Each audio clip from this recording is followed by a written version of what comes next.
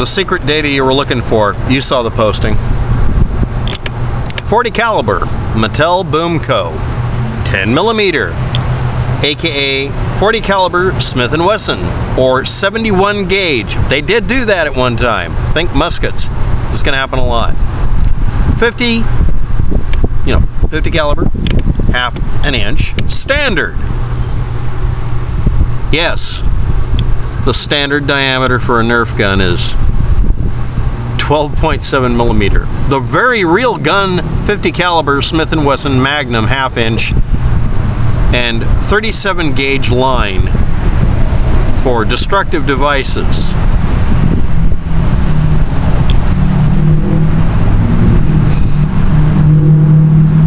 And for some god-awful reason, probably to avoid making something that would ever be mistaken for a gun, 53 caliber Koosh, or somebody actually went ahead and got the calipers out, 13.46, probably 462, literally 53 caliber, but 13.462 millimeter.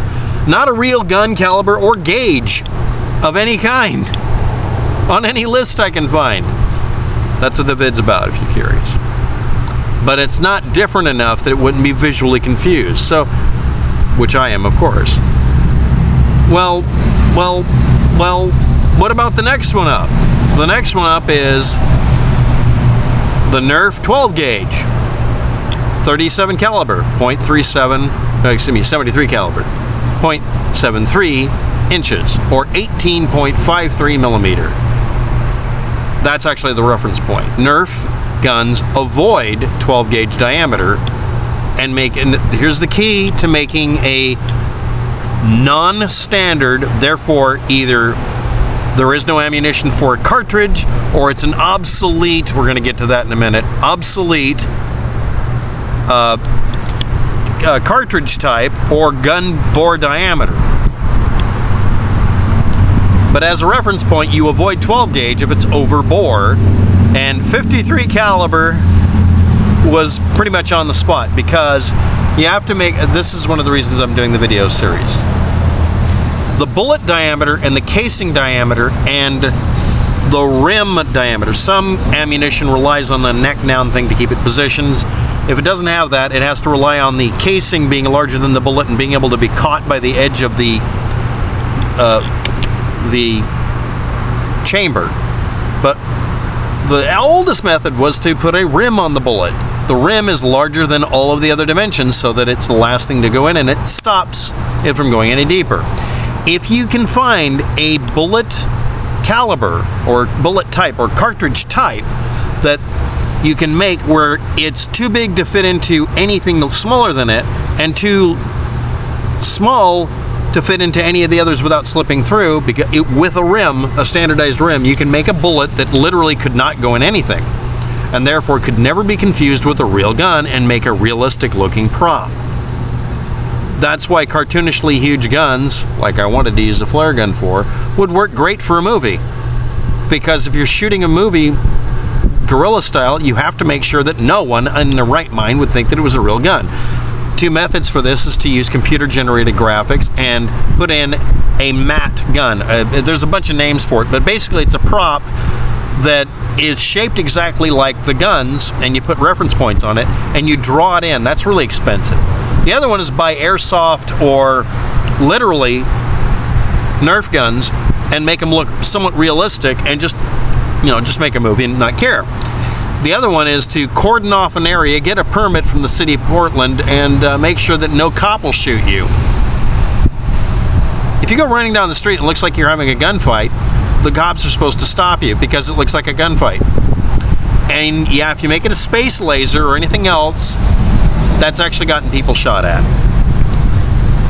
I told everybody the real reason I'm doing this video series is I just wanted to make a flare gun, and I found out that legally speaking, unless I go through a bunch of hoops, I'm not allowed to make a plastic toy gun that fires flares, even though that's what a flare gun is. So anyway, I'll stop ranting. Let's get to the rest of the diameters. So instead of the 73 caliber reference point for a 12 gauge, what does Nerf do to avoid this? 75 caliber, called the Mega Nerf. 19 millimeter exactly. A real gun caliber for 11 gauge and black powder weapons. It's an inherited old style gauge. Nobody uses it. It's so over the top that, I mean, they do, but literally 75 caliber. There are 50 caliber handguns that will remove your arm if you don't know what you're doing. So anyway, let's go even further. The larger the diameter, the more it looks like a actual flare gun or a tear gas dispenser. You got to make sure you avoid that. So the next one is the rival variety. It's 1 inch diameter, aka literally 1 inch bore, 25.4, etc., or 100 caliber or B gauge, mini golf ball sized, in this case round with dimples, literally a mini golf ball. Punt gun, literally a gauge that is obsolete and nobody would want to fire, that is actually used for one other purpose. The Czechoslovakian flare guns are usually this diameter because they're really legitimate flare guns. Most people will not confuse this with a real gun, even if you make it look like a real gun, because it's cartoonishly large, but not so cartoonishly large that the cop would recognize it as a tear gas dispenser. But it'll stop them from shooting you because literally it's designed to be non-lethal. So, if anybody's curious, one of the ways, I already did it in a previous video, to make your gun not able legally to have you arrested for, if it was real, is to make it a long barrel pistol on purpose. It looks like a sawed-off shotgun of a specific set of characteristics that will get you shot anyway. Don't do it. It looks like a sawed-off. Or make it comically huge to the proportions that Harley Quinn's pop gun looks like from the cartoons. Literally, a soup can with a handle on it will not get you shot, right? You better hope so. The other one is make it look like a Nerf gun or just buy a fucking Nerf gun. Oh, and by the way, at one point they had something even bigger. I should point out that these existed, and they're still technically, yeah.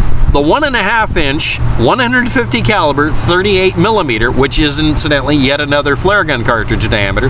These are real cartridge diameters, but not real cartridge diameter for any practical shoulderable weapon. These are cannon sized. That was the way they solved it. That and the fact that they're foam darts and they're brightly colored. And anyway, this is the other one at 100 caliber or 1 inch diameter, mini golf ball size, was B gauge. They just ran out of numbers, right? So this is B.5 gauge, 150 caliber, aka the second. These are the two flare gun sizes besides 12 gauges. And then finally, because I'm not even going to put in the numbers here, I'm just going to tell you, a 275 caliber mega missile diameter. Yes, they made that. Now this is one of those that's a weird thing about Nerf. So I'm going to bring up the Nerf propulsion and patents.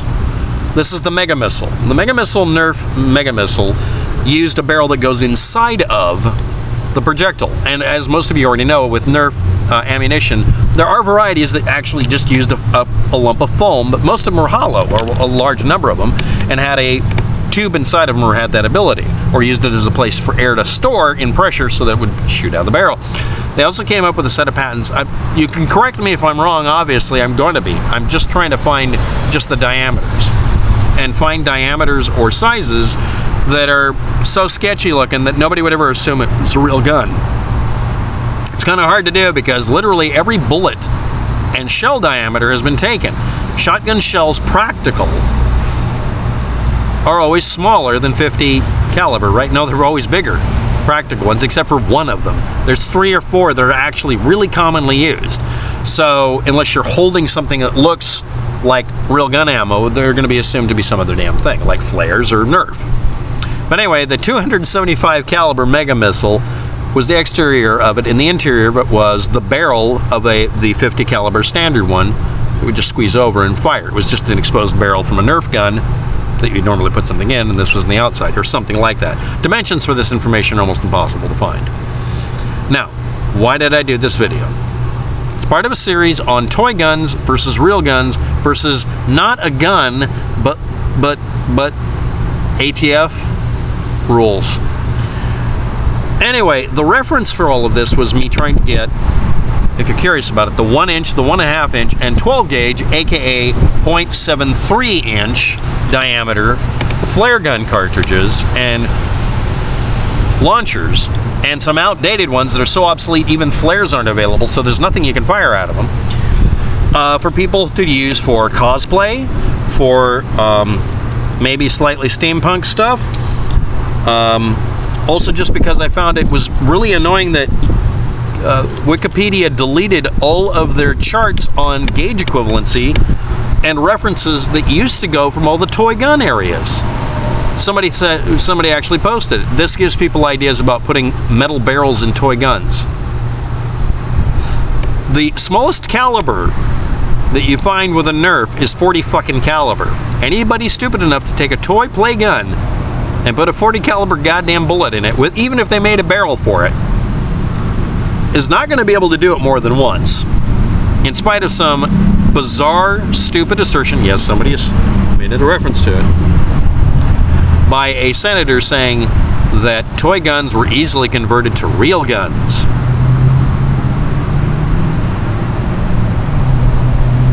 Okay, we're at the 11 and 10. Thanks for watching. Have a good day. Good luck with that.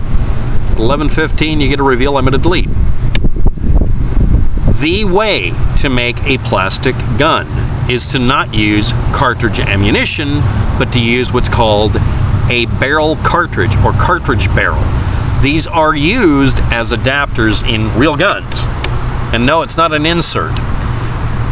What it does is it takes the entire gun and turns it into a device that responds to being fired like a giant bullet, literally. They're used in these flare guns. They really fire a bullet. What they do is, they're literally a single shot, not disposable, but a single shot, or multi-shot in the case of the Beehive,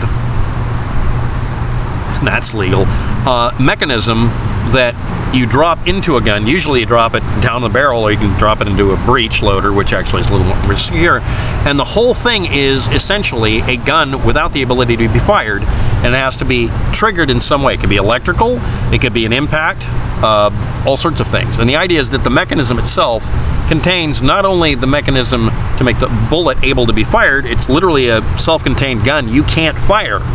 It's an unfireable gun. It only works if you put it into what would normally be used for some other blasted thing. And the next thing is, it is a self-contained, not a gun. Yeah. They're really very, very strange looking things. They're usually shaped, I'm not kidding, they're usually shaped like flare gun cartridges with the weird shapes that they use for the proprietary 12 gauge ones. They're used for testing ballistics of bullets, but doing so without spending all the money. They're available. What you do is you put them into a, in the case of shotguns, you put them in a 12 gauge or a really low gauge, like 4 gauge, which is a really big diameter gun, and all it is just an adapter that lets you test out a bullet. That's it. It's for proof testing. The barrel is designed, it's literally the 3-inch barrel I brought up, and it's actually longer. And the idea with it is, even if you throw the thing, it can't go off. You put the bullet in, you unscrew the thing, and put in the bullet, screw it shut. There's no way to fire it. I mean, even with a hammer. It is a special proprietary mechanism that behaves like a bullet and is safe. Once it's put into the machine and clamped shut, it presses a bunch of things and reveals a surface that has its own independent triggered hammer. Screwing it shut cocks it.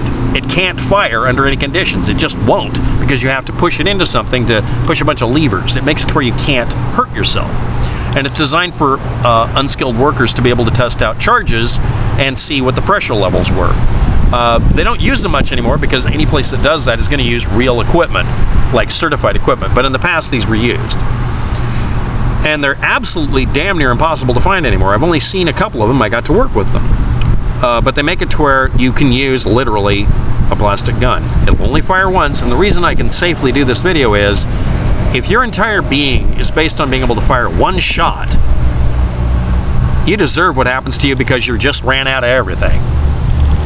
That's why they don't do this for any kind of weapon. But describing it technically might be a violation of YouTube guidelines, and I'll cut off the end of the video. But that is something I was avoiding building, because that's a federally controlled device, because it's got only one purpose: testing guns. No, testing ammunition, which is a gigantic security issue, and got one guy arrested in association with Stephen Paddock because he modified ammunition. Yeah, FFL required. So I had to avoid that, and I already knew that. Thanks for watching. Have a good day. Good luck with that. I'll cut this part off.